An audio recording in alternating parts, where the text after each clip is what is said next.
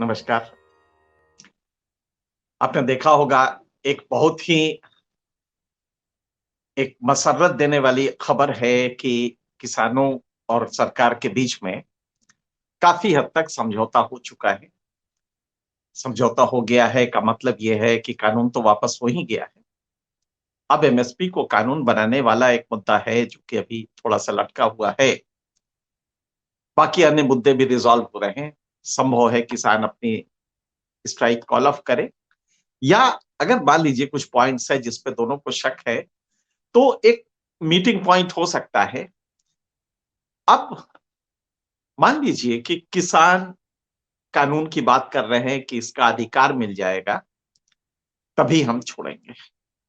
अगर ये है इस पूरे के मूल में और सरकार चाहती है कि ये ना हो क्योंकि ये इससे इसके बजट पे अजीब-अजीब आंकड़े आ रहे हैं। एक बात किसानों को समझनी पड़ेगी और मेरे ख्याल से हमारे सारे व्यूअर्स जो हैं, कहीं न कहीं इसमें इंटरेस्टेड होते हैं। आखिर अगर किसानों को कानूनी अधिकार मिल जाएगा एमएसपी का, तो इससे क्या हो जाएगा? मान लीजिए कि सरकार ने मान लिया और कानूनी अधिकार बना दिया, तो इससे क्या अंतर पड़ेगा? आपने देखा होगा भारत का संविधान बना, तो संविधान निर्माताओं ने आर्टिकल 15 से लेके और भी कई क्लॉजेस दिए 17 तक। 15 में आर्टिकल 14 से डिराइव होता है, 15 पे आता है डिस्क्रिमिनेशन के अगेंस्ट। उसके बाद 17 तक आते-आते पूरी तरह से अस्पृश्यता निवारण कर दिया, अनटचेबिलिटी एबॉलिशन कर दिया। क्या आज भी हो पाया है? 20 साल पहले राइट टू एजुकेशन कानून बना और इसके तहत आर्टिकल 21 ए में परिवर्तन भी किया गया। क्या आज कलेक्टर के बेटे की शिक्षा और किसान के बेटे की शिक्षा वही है? क्या होरी, गोबर, झुनिया का बेटा भी वही शिक्षा पाता है जो कि कलेक्टर साहब के बेटे का पाता है, मंत्री जी के बेटे का पाता है? शायद नहीं।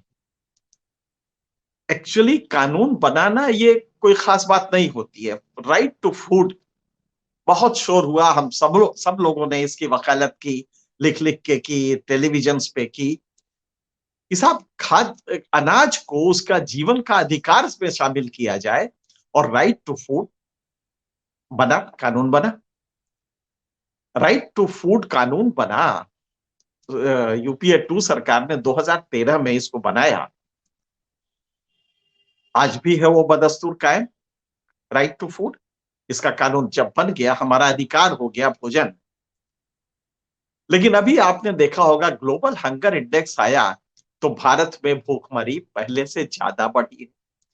भारत नीचे के 1 दर्जन जो देश हैं सबसे बुरी स्थिति में, उनमें से है। नीचे से सबसे और पहले से ज्यादा खिसका है, हर साल दर साल खिसक रहा है। पिछले साल से इस साल ज्यादा खिसक गया। तो अगर हमने फूड के अधिकार के बाद चीजें बदल जाती, तब तो हम कहते हैं कि उस कानून का कोई मतलब था। अगर अनटचेबिलिटी खत्म हो जाती, आज 70 साल हो गए हैं अनटचेबिलिटी के, कहाँ खत्म हो गया? कानून भी है, उससे भी सख्त कानून आपने क्रिमिनल ऑफेंस बनाया, क्या-क्या नहीं किया। लेकिन क्या अभी भी ठाकुर साहब घोड़ी से चढ़ के कोई अगर शेड्यूल कास्ट का व्यक्ति निकलता है, तो ठाकुर साहब गोली चला देते हैं, पंडित जी को ऐतराज होता है। सामने देखते हुए ये किस्से आप देख रहे हैं। तो अगर सोशल सामाजिक व्याधि कोई है, सोच के स्तर पे कोई प्रॉब्लम है, तो उसका निराकरण हमें कानून से नहीं मिलता। ये बात निर्विवाद रूप से सिद्ध हो जाती है। राइट टू फूड हमारे पास था, लेकिन उसके 4 साल बाद संतोषी भात-भात करते हुए मर गई, सिमडेगा की बच्ची 12 साल की। राइट टू फूड वहीं बदस्तूर कायम था और कई ये फंडामेंटल राइट में कोई सुप्रीम कोर्ट भी गया हो। लेकिन संतोषी को भात नहीं मिला और वो मर गई। तो राइट टू फूड कहां रहा? लिहाजा किसानों को जब ये मिल जाएगा, तो अब जरा गौर कीजिएगा, एक किसान अपना 5 क्विंटल अनाज लेके बैलगाड़ी पे जाता है। राइट टू फूड का मतलब हुआ कि मंडी में एक पैरेलल सिस्टम होगा सरकार का कि अगर आढ़तिया उस रेट पे नहीं खरीदता है तो सरकार बाध्य होगी खरीदने के लिए। यही तो उसका मतलब हुआ। और आढ़तिया इससे नीचे खरीदेगा नहीं। अब आढ़तिया ने अगर नहीं खरीदेगा तो आढ़तिया को डर होना चाहिए कि सरकार खरीद लेगी। ठीक बगल में बैठी हुई है, उसके सीड स्टोर्स है, उसके गोदाम है, उसके लोग हैं। क्या यह पॉसिबल होगा कि जब उसका सामान आढ़तिया 1700 रुपए में गेहूं लेना चाहेगा तो वो ऐठ के चला जाएगा बेचारा 5 क्विंटल लेके और बैलगाड़ी खिसकाता हुआ चला जाएगा सरकारी सीड स्टोर में, और वहां पे खैर मकदम होगा उसका कि आइए जरूर ले लेंगे। हम सब जानते हैं कि उन दोनों का एक नेक्सस डेवलप करेगा, आढ़तिया का और सरकारी गोदाम के इंचार्ज का। और बड़े आराम से वो कह देगा गोदाम का इंचार्ज कि आज नहीं, कलेक्टर साहब के यहाँ जा रहे हैं, मीटिंग है, कल आना। अब वो गए बैलगाड़ी पे 5 क्विंटल अनाज लेके कल आएगा, कल भी नहीं कुछ अंतर पड़ेगा। दूसरा, इसके बीच में बिचौलिए डेवलप करेंगे जो इसके पहले भी थे, अभी भी है, अभी ये सिस्टम है बिचौलियों का।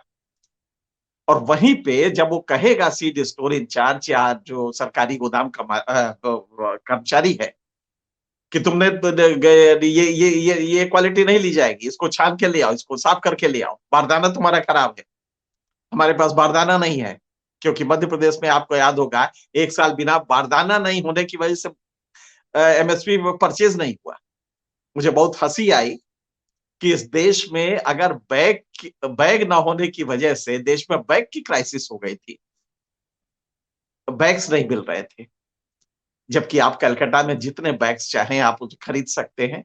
लेकिन सरकार ने कहा कि बैग नहीं, तो यह मध्य प्रदेश का किस्सा था। खैर मध्य प्रदेश अब अलर्ट हो गया, अब तो काफी कुछ ले रहा है। तो आप इसको गौर करेंगे कि सरकारी गोदाम और अड़तिया, इन दोनों के बीच में एक नेक्सस होगा। और उस 5 क्विंटल वाले किसान, क्योंकि उसकी आवाज बहुत कम होती है, वो आवाज नहीं करता, नतीजा होगा कि वो लौटा दिया जाएगा। 2-4 बार लौटने के बाद फिर वही वो 1700 रुपए में आढ़तियों को देगा और कड़े नोट लेके निकल जाएगा। दूसरा, उसी के सामने वही दलाल, वही बिचौलिया उसी का माल लेके उसी सीड स्टोर सरकारी गोदाम में बेच देगा। इससे लेगा 1700 रुपए, बेचेगा 2020 रुपए, और जो पैसा आएगा वो ट्रांसफर होगा उसके पहले ये इससे ले चुका होगा। जो डिफरेंस होगा, आप ये समझ सकते हैं कि एक करप्ट सिस्टम में डिलीवरी फॉल्टी है। और डिलीवरी अगर फॉल्टी है, हमारी डिलीवरीज नहीं होती है। सरकार ने बहुत सारी स्कीम्स बनाई है, लेकिन डिलीवरी के एंड पे वो इसलिए फेल होती है कि सिस्टम या तो निष्क्रिय है या करप्ट है।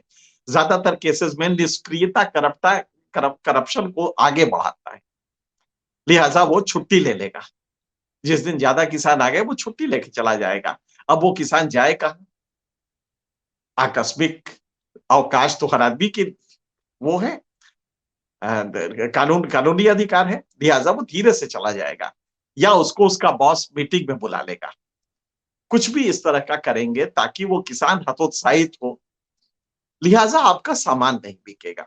वैसे ही जैसे कि हरिजन एट्रोसिटीज एक्ट बदस्तूर कायम है, भारत के संविधान में आर्टिकल 17 में अनटचेबिलिटी कायम है, लेकिन दलित प्रताड़ना कहीं नहीं गई, आज भी हो रही है और पहले से ज्यादा हो रही है। तो वही स्थिति इसमें भी होगी।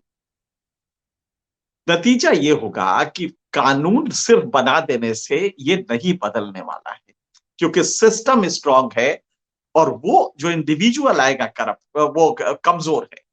हाँ, जो जमींदार साहब होंगे उनका पॉलिटिकल क्लाउट होगा, क्योंकि उनके हाथ में कुछ वोट होंगे। लिहाजा जमींदार साहब का जब माल आएगा तो आराम से वो चला जाएगा, उसमें कोई नहीं कहेगा कि इसकी क्वालिटी खराब है। तो एक नेक्सस डेवलप करेगा बड़े किसानों का, आढ़तियों का और सरकारी परचेजिंग सेंटर्स का। लिहाजा वो जो छोटा किसान है उसका माल फिर वही 1700 रुपए 1600 रुपए बिकेगा, उसका गेहूं, जबकि जो डिफरेंस होगा चूना सरकार को लग जाएगा। सरकार क्या करेगी जब ये रवैया देखेगी तो और कुछ तो कर नहीं सकती है, वो लेना बंद कर देगी। लिहाजा कुछ दिनों में ये पूरा का पूरा जो कानूनी अधिकार आपको मिला है इसका कोई मतलब नहीं रहेगा। ये फलीभूत कैसे होगा? मैं साफ देख रहा हूं कि ये जो किसान का आंदोलन था, जो दुनिया में आने वाले समय में समाज शास्त्र का एक बड़ा विषय होगा कि किस तरह ये किसान मजबूती से इंटैक्ट रह गए, जबकि कोशिश उनको जाति में बांटने की हुई, क्षेत्र में बांटने की हुई, पंजाबी किसान, वेस्टर्न यूपी किसान, फलाना किसान, ढिमाका किसान, जाति, धर्म सब में बांटने की कोशिश की, लेकिन वो किसान, अगर महमूद अली भी वहां थे तो वो वही खाना खाते थे, वही दूध पीते थे जो लंगर में आता था, जो भोजन में आता था। तो महबूब अली भी थे, यादव जी भी थे, पंडित जी भी थे, सारे लोग वहां पे गए, जाट भाई भी थे। ये एक यूनिफाइंग फैक्टर है। हम इसको स्पष्ट देख रहे हैं कि भारत में एक नई क्रांति इससे आ सकती है अगर ये किसान नेता चीजों को समझना शुरू कर दें। आप ये ना मानिए कि कानून बन गया तो आप जीत गए, जीत तो आपकी ऐसे भी है, लेकिन कानून से आपको कोई मदद मिलेगी ये नहीं होने जा रहा है। उसके लिए जरूरत क्या है? उसके लिए सिर्फ जरूरत है कि आप वापस लौटें, पूरे देश में घूमे, उसी रफ्तार से घूमे, बल्कि पहले से डबल कर दे इस रफ्तार को, और फिर किसानों में जाके उनकी जो कलेक्टिव कॉन्शियसनेस की क्वालिटी है उसको बदलें। छोटी छोटी समितियां बनाएं। वो छोटी समितियां जब 5 क्विंटल एक बैलगाड़ी में जा सकती है तो एक ट्रैक्टर किराए पे लेके वो 25 क्विंटल ले आए, 5 आदमी साथ में जाए, और 5 आदमी का फोर्स इतना ताकतवर होगा, और ऐसे कई 5 आदमियों के फोर्स आएंगे, क्योंकि तब कॉन्शियसनेस बदलेगा, और कॉन्शियसनेस लड़ने का मादा रखता है, जो कि किसानों ने करके दिखाया है। क्यों नहीं? कोई मजदूर आंदोलन इसके पहले नहीं सफल हुआ इस तरह से। बड़े से बड़े आंदोलन हमने देखे जो नहीं सफल हुए। अगर ये किसान आंदोलन 1 साल रह गया है, इसके पीछे कारण है, और कारण वो रिजोल्यूटनेस, वो दृढ़ प्रतिज्ञ होना है। तो होगा ये कि इन्हीं को वापस जाके, और किसानों को फिर एक बार सोचना पड़ेगा कि हमारे जीवन की अंतिम लड़ाई होगी। अगर हम जीत गए तो वैतरणी पार कर गए, नहीं गए तो डूब गए, क्योंकि डूबे तो ऑलरेडी हैं हम। भारत में किसान हर 36 मिनट पे एक किसान आत्महत्या कर रहा, पिछले 22 साल से हर 36 मिनट पे एक किसान आत्महत्या कर लेता है। हर रोज 2055 किसान खेती छोड़ देता है, डिस्ट्रेस पे खेती छोड़ देता है। तो इसलिए सबसे बड़ी जरूरत है कि हम हर हालत में कोशिश करें कि छोटी छोटी समितियां बनाएं, जिनका विस्तार व्यापक रूप होगा एफपीओज में, जो गवर्नमेंट भी चाहती है, फार्मर प्रोड्यूसर ऑर्गेनाइजेशंस। ये आपको मार्केटिंग की सुविधाएं देंगे, इसलिए सरकार की किसी कानून की जरूरत नहीं है। सिर्फ क्वालिटी ऑफ कलेक्टिव कॉन्शियसनेस को बिल्डअप करें, और ये नेता वापस जाएं, इनकी क्रेडिबिलिटी है, ये पॉलिटिक्स में नहीं है। लिहाजा फिर जाके किसानों में एक नई क्रांति जगाएं, और वो क्रांति उनके असली अधिकार के लिए हो कि उनका जब प्रोड्यूस जाएगा तो न तो अड़तिये की हिम्मत पड़ेगी रेट डाउन करने की। अगर वो रेट डाउन करता है तो दुकान उसकी बंद हो जाएगी, कोई नहीं जाएगा। लेकिन अगर जाएगा तो वो 2020 रुपए बिकेगी, इससे नीचे नहीं कोई हिम्मत करेगा खरीदने की। पहला तो ये। दूसरा, सरकारी गोदाम वाला जो है, सरकारी स्टोर वाला जो है, वो बगल में खड़ा होगा, इस डर से आड़तिया खरीद लेगा कि अगर हम नहीं खरीदेंगे तो सरकारी स्टोर वाला खरीदेगा।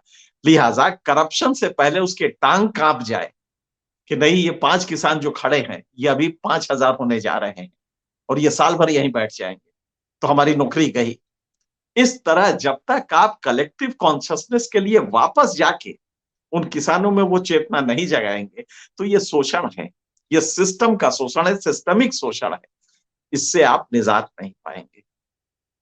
तो एक तो ये पहलू है। दूसरा पहलू इससे और भी ज्यादा इंपॉर्टेंट है। एक लॉबी लगातार कहती है कि भारत में कृषि मॉडर्न नहीं है, कृषि साइंटिफिक नहीं है। हम आपको कुछ तथ्य बताना चाहते हैं। कृषि में लागत कितनी लगती है? असल में जो पहली क्रांति हुई, जिसको कि हम पहला ग्रीन रिवॉल्यूशन कहते हैं, उसमें हमने सिर्फ प्रोडक्शन बढ़ाने की कोशिश की, किसानों की आमदनी बढ़ाने की कोशिश नहीं की।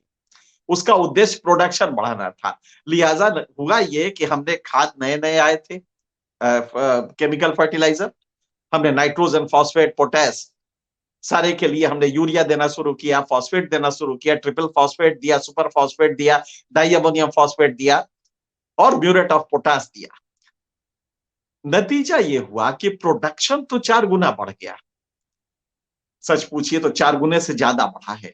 उस समय जो प्रोडक्शन होता था पर हेक्टेयर 5 क्विंटल होता था, आज करीब 25 क्विंटल से 30 क्विंटल होता है। औसत लेंगे तो 7 क्विंटल होता था आजादी के टाइम पे। आज वो हमारा प्रोडक्शन 32 क्विंटल, 34 क्विंटल है। ये मैं गेहूं का इसलिए ले रहा हूं कि ये बेस है। हाँ, दलहन हमारे किसानों ने करना बंद कर दिया। अब चूंकि एमएसपी पे होने जा रहा है और ये होगा, तो अब वो दलहन, तो जो सरकार आरोप लगाती है कि साहब क्रॉप डाइवर्सिफिकेशन नहीं है, क्रॉप रोटेशन नहीं है, क्यों नहीं करेगा किसान? आप दलहन का पैसा तो दे दीजिए उसको पूरा, वो बिल्कुल करेगा। आप फसल बीमा योजना को मजबूत कर दीजिए, ताकि दलहन थोड़ा कच्ची फसल है, इसलिए फसल बीमा रहेगी तो उसको गारंटी रहेगा कि नहीं, हमारी फसल अगर पाला पड़ने से खराब होती है दलहन की फसल, तो वो चादर ओढ़ के सो जाएगा कि चलो हमारे फसल बीमा योजना से मिल जाएगा।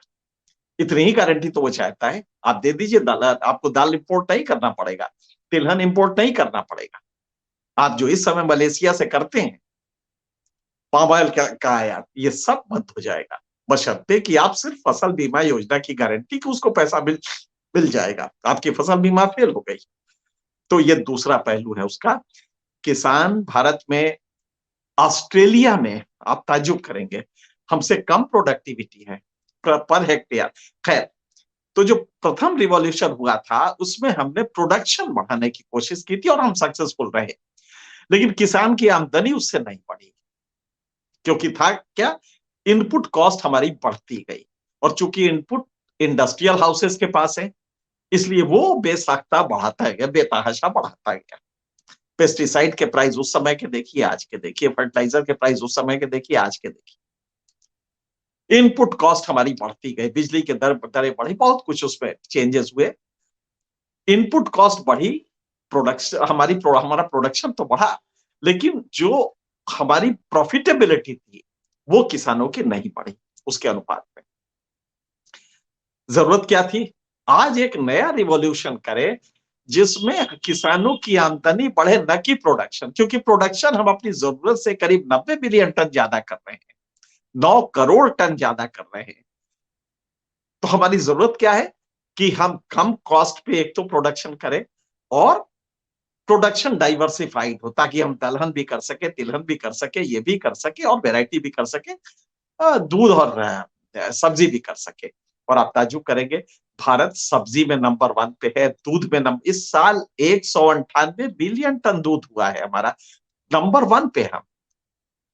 लेकिन आप ताज्जुब करेंगे कि हम दूध में नंबर 1 पे है, लेकिन न्यूजीलैंड इंटरनेशनल मार्केट डिसाइड करता है दूध का। वजह क्या है? इसलिए कि हमने उस प्रोडक्शन तो बढ़ गया, लेकिन हमने उसमें ये इंश्योर नहीं किया कि उस किसान की प्रॉफिटेबिलिटी कितनी है। हमारी नस्लें गाय की खराब हो गई, क्योंकि आपने छुट्टा छोड़ दिया बछड़ों को। अब तो जानवरों को कोई खरीदता नहीं, बैल उसको, बछड़ों को खरीदता नहीं है। गाय बनेगी तो फिर भी दूध देगी, अब बछड़े वो नस्ल खराब कर रहे हैं। तो ये हमारी पॉलिसी, अगर ये किसान समिति बना के ऑर्गेनाइज्ड हो जाए तो इस पे भी लगाम लगाने की कोशिश करेगा। इसके भी कलेक्टर से कहेगा कि भाई या तो बाड़े लगवाइए हमारे पर हेक्टेयर में, हर खेत में के हिसाब से बाड़े लगवाइए, या इन बैलों को आप ले जाके जहां भी ले जाना हो, इनकी सेवा करनी हो तो सेवा कीजिए, इनको अगर उसके लिए रेड बीट के लिए इस्तेमाल करना है तो वो कीजिए, लेकिन आप अपने रिलीजन और इसकी वजह से हमें बर्बाद ना कीजिए। ये इसके लिए भी सामूहिक चेतना जगानी। उन बछड़ों का क्या होगा जो बड़े होंगे और सांड बन के घूमेंगे और नस्ल खराब करेंगे, उसका क्या होगा? ये इसका दूसरा पहलू है। मुझे लगता है कि ये पहला मकाम है भारत में, जबकि भारतीय समाज को बदलने के लिए किसी राम मंदिर की जरूरत नहीं है, बल्कि किसानों की सामूहिक चेतना।